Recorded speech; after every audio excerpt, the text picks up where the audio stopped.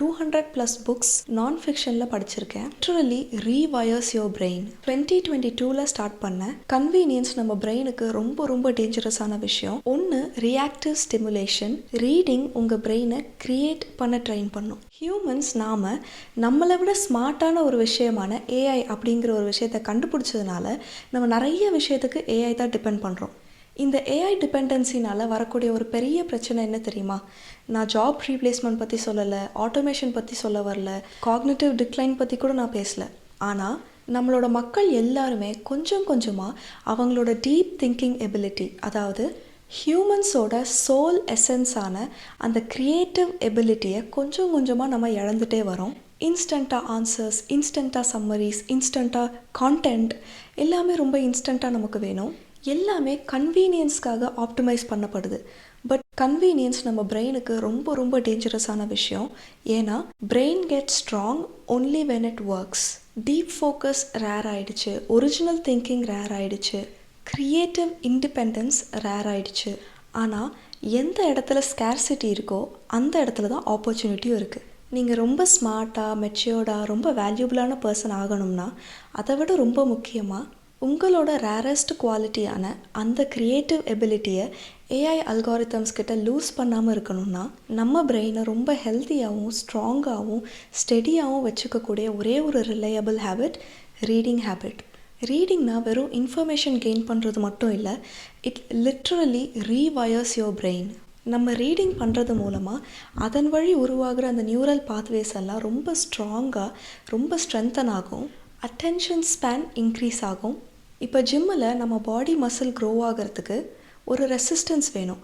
So wait இல்லைன்னா நம்ம பாடியில் மசில் பில்ட் ஆகாது, அதுக்காக தான் வெயிட்ஸ் எடுப்பாங்க. ஸோ அதே மாதிரி இமேஜினேஷனுங்கிறது ஒரு மசில். இமேஜினேஷனுக்கு ரெசிஸ்டன்ஸ் வேணும். ரெடிமேட் விஷுவல்ஸ் கொடுத்தா நம்ம பிரெயின் ரொம்ப ரிலாக்ஸ் ஆகிடும்.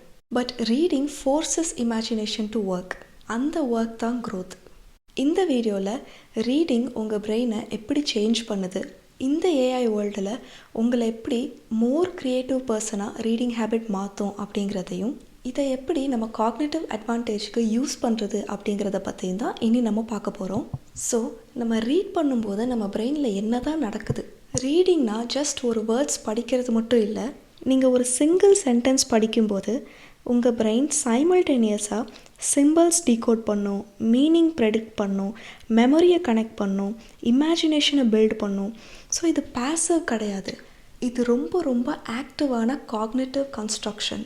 நீங்கள் ஸ்க்ரோல் பண்ணும்போது அந்த ப்ரீ கான்சீவ்ட் இன்ஃபர்மேஷனுக்கு நீங்கள் ரியாக்ட் தான் மோஸ்ட்டாக பண்ணுவீங்க. ஆனால் ரீடிங்கில் மட்டும்தான் அந்த நியூ இன்ஃபர்மேஷனை உங்கள் பேஸ் நாலேஜ்லேருந்து நீங்கள் கன்ஸ்ட்ரக்ட் பண்ணுவீங்க. இப்போ ஒரு விஷயத்தை பற்றி என்னால் கான்ஃபிடெண்ட்டாக டீப்பாக பேச முடியுது அப்படின்னா அதுக்கான கோர் ரீசன் என்னோடய ரீடிங் ஹேபிட் தான்.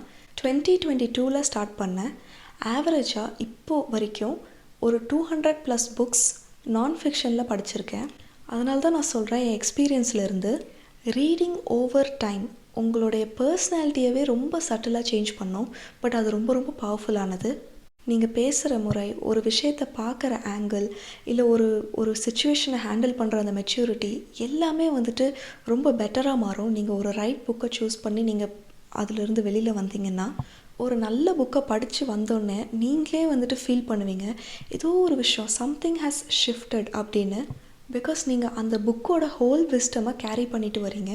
இப்போ பிரெயினில் 2 டைப்பான என்கேஜ்மெண்ட் இருக்குது. ஒன்று ரியாக்டிவ் ஸ்டிமுலேஷன், இன்னொன்று டீப் காக்னிட்டிவ் ஆக்டிவேஷன். ரியாக்டிவ் ஸ்டிமுலேஷன்னா loud visuals, sometimes fast cuts, அப்படி இல்லைன்னா கான்ஸ்டண்ட்டான டோபமைன் ஸ்பைக்ஸ், அதாவது ஷார்ட்ஸ், ரீல்ஸ், இந்த மாதிரி இன்ஸ்டன்ட் கான்டென்ட்லேருந்து உங்களுக்கு கிடைக்கிற இன்புட் உங்கள் பிரெயினை ரியாக்ட் பண்ண தான் ட்ரெயின் பண்ணும். இப்போ இந்த டீப் காக்னிட்டிவ் ஆக்டிவேஷன் இது எப்போ நடக்கும்னா, டீப் ஃபோக்கஸ், பேட்டர்ன் ரெக்கக்னைஸ் பண்ணும்போது, இல்லைன்னா மென்டல் சிமுலேஷன், அதாவது நம்ம பிரெயின் ஒரு ஸ்கிரிப்டை மூவி சீன் மாதிரி இன்டர்னலாக க்ரியேட் பண்ணும்போது உங்கள் டீப் க்ரியேட்டிவ் எபிலிட்டியை இக்னைட் பண்ணுது. அதுதான் அந்த காக்னிட்டிவ் ஆக்டிவேஷன்னு சொல்கிறது.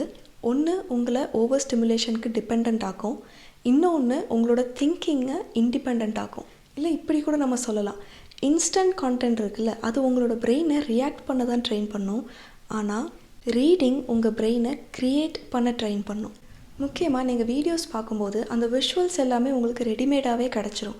ஆனால் நீங்கள் ரீட் பண்ணும்போது உங்கள் பிரெயின் இமேஜினேஷன் மூலமாக அந்த ஹோல் வேர்ல்டையே ஸ்க்ராட்ச்லேருந்து அதுவே க்ரியேட் பண்ணும். அந்த கேரக்டர்ஸாக இருக்கட்டும், என்வாயர்மெண்ட்டாக இருக்கட்டும், எமோஷனாக இருக்கட்டும், டோனாக இருக்கட்டும், எல்லாமே உங்களிலிருந்து உருவாகிறதா இருக்கும். ஸோ இமேஜினேஷன் மசில் தான் க்ரியேட்டிவிட்டியோட ஃபவுண்டேஷன். ஸோ நிறைய பேர் ப்ரொடக்டிவிட்டி ஹேக்ஸ் எல்லாம் ட்ரை பண்ணுவாங்க. நானும் ட்ரை பண்ணியிருக்கேன். ஸோ இந்த மார்னிங் ரொட்டீன், கோல்ட் ஷவர்ஸ், டிசிப்ளின்டான ஒரு சில ஆக்ஷன்ஸ் எல்லாமே.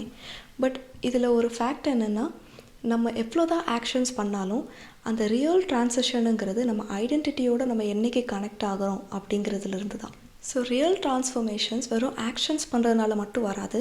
நம்ம ஐடென்டிட்டி லெவலில் அந்த ஷிஃப்ட் நடக்கணும். நீங்கள் கன்சிஸ்டண்ட்டாக ரீட் பண்ணும்போது ஐ ஆம் அ லேர்னர் அப்படிங்கிற ஒரு ஐடென்டிட்டிக்கு வந்துடுவீங்க. அப்போது கன்சியூமர் அப்படிங்கிறதுலேருந்து ஐ ஆம் அ லேர்னர் அப்படிங்கிற அந்த ஐடென்டிட்டிக்கு நீங்கள் ஷிஃப்ட் ஆகும்போது ஆட்டோமேட்டிக்காகவே நீங்கள் உங்களோட லைஃப்பை பெட்டர் பண்ணுறதுக்கான எல்லா விஷயத்தையும் தேடி லேர்ன் பண்ணி அதை நீங்கள் அப்ளையும் பண்ணுவீங்க. ஸோ இந்த டிசிப்ளின்ட் ஆக்ஷன்ஸ், கோல்ட் ஷவர்ஸ் இதெல்லாமே ஒரு பை ப்ராடக்டாகவே நீங்கள் பார்ப்பீங்களே தவிர ப்ரொடக்டிவாக இருக்கணும், டிசிப்ளின்டாக இருக்கணும் அப்படின்னு நீங்கள் தனியாக கோலே செட் பண்ண தேவையில்லை. நீங்கள் உங்கள் ரீடிங் ஹேபிட்டை மட்டும் டெவலப் பண்ணிக்கிட்டிங்கன்னா இதெல்லாம் தானாகவே நடந்துடும். எப்போல்லாம் நான் என்னோடய ரீடிங் ஹேபிட்டை கொஞ்சம் லூஸில் விடுறேனோ அப்போல்லாம் என்னோடய திங்கிங் பிகம்ஸ் வெரி ஷாலோ. அதாவது ரொம்ப ரியாக்ட் பண்ணுவேன், ரொம்ப ஈஸியாக டிஸ்ட்ராக்ட் ஆயிடுவேன். பட் நான் எப்போல்லாம் டெய்லியும் கன்சிஸ்டண்ட்டாக படிக்கிறேனோ அட்லீஸ்ட் ஃபார் 15 minutes என்னோடய தாட்ஸ் ஸ்லோ டவுன் ஆகிறத எனக்கே நல்லா ஃபீல் ஆகும். எல்லா விஷயத்துலேயும் நல்ல கிளாரிட்டி இருக்கும். என்னோடய கான்ஃபிடென்ஸ் நல்லா இம்ப்ரூவ் ஆகும். Because clarity builds confidence. இனி வரப்போகிற இன்னும் நெக்ஸ்ட்டு 5 to 10 yearsல ஏஐ டூல்ஸ் இன்னும் ஷார்ப் ஆகும், இன்னும் ஃபாஸ்ட் ஆகும். ஆனால் நம்மளோட அட்வான்டேஜ் என்ன தெரியுமா? டெப்த், அதாவது டீப் க்ரியேட்டிவ் திங்கிங். ரொம்ப சிம்பிளாக ஸ்டார்ட் பண்ணுங்கள். ஒரு மெஷரபிள் மெட்ரிக் வச்சுக்கோங்க. அதாவது எக்ஸாம்பிளுக்கு டெய்லி 10 to 15 minutes இல்லைனா டெய்லியும் 10 pages a day. ஒரு பர்டிகுலர் என்வாயர்மெண்ட், ஒரு பர்டிகுலர் டைம் ஃபிக்ஸ் பண்ணிக்கோங்க. டெய்லியும் அதே டைம் அதே இடத்துல ரீட் பண்ணணும் அப்படிங்கிற மாதிரி நீங்கள் செட் பண்ணிக்கோங்க. இப்போ ஒரு எக்ஸாம்பிளுக்கு என்னோடய ரீடிங் டைம் எப்போனா மத்தியானம் டைம் தான். ஏன்னா எங்கள் வீட்டில் நான் எல்லாருக்கும் வந்துட்டு மத்தியான டைமில் ஒரு 10 நிமிஷம் 15 நிமிஷம் லைட்டாக ரெஸ்ட் எடுக்கிற பழக்கம் இருக்குது. ஸோ நான் தூங்க மாட்டேன். ஸோ நான் என்ன பண்ணுவேன்னா அந்த டைமில் தான் எனக்கு கொஞ்சம் அமைதியான ஒரு ஸ்பேஸ் இருக்கும். ஸோ நான் நல்லா யூட்டிலைஸ் பண்ணிக்குவேன். லஞ்சு சாப்பிட்டதுக்கப்புறமா ஹாலில் ஒரு இடத்துல உட்காந்துட்டு நான் என்னுடைய புக்கு அவ்வளோதான். நீங்கள் ரீட் பண்ணுற டைமில் ஃபோன் பக்கத்தில் வேண்டாம்.